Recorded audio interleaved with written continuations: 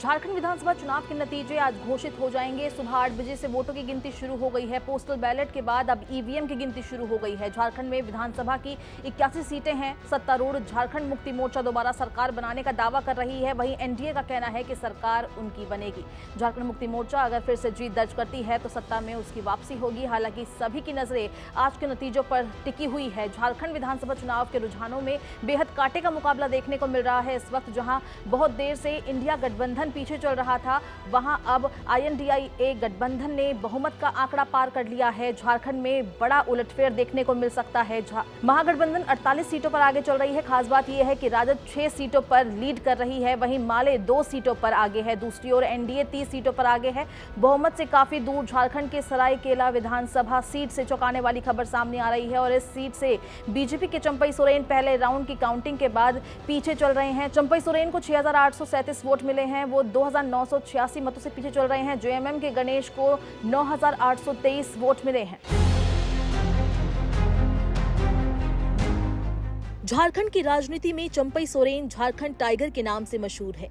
चंपई सोरेन का राजनीतिक सफर 1991 में शुरू हुआ था, जब वो उपचुनाव जीतकर पहली बार विधायक बने। सितंबर 2010 से जनवरी 2013 तक वो हेमंत सोरेन सरकार में विज्ञान और प्रौद्योगिकी, श्रम और आवास मंत्री रहे। जुलाई 2013 से दिसंबर 2014 तक वो खाद्य एवं नागरिक आपूर्ति, परिवहन कैबिनेट मंत्री रहे। चंपई ने अपने विधायक पद के लिए चुने जाने के साथ हेमंत सोरेन सरकार में परिवहन, अनुसूचित जनजाति, अनुसूचित जाति और पिछड़ा वर्ग कल्याण मंत्री भी रह चुके हैं। सरायकेला खरसावा जिले के जिलेंगोड़ा गांव में किसान परिवार में जन्मे चंपई गरीबी में पले बड़े और काफी कम उम्र में ही अलग झारखंड के लिए आंदोलन में शामिल हो गए। झामुमो नेता को लंबे समय से जानने वाले एक व्यक्ति ने बताया कि उनके मन में हमेशा गांव के लोग यानी आदिवासियों के कल्याण की भावना रही। यही वजह है कि उन्होंने 10वीं के बाद पढ़ाई नहीं की और झारखंड आंदोलन में डूब गए।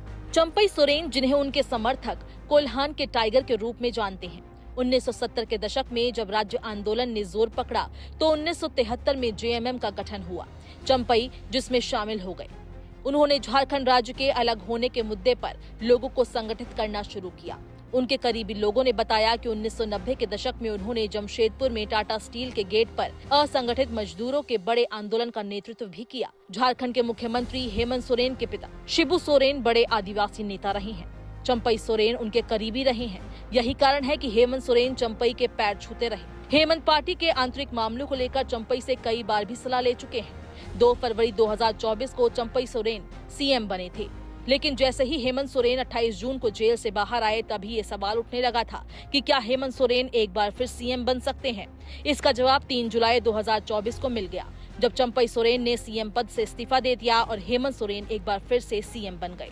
इसके बाद ये भी सुनने में आया था कि चंपई सोरेन हेमंत से नाराज चल रहे हैं। फिर 30 अगस्त को चंपई सोरेन भारतीय जनता पार्टी में शामिल हो गए।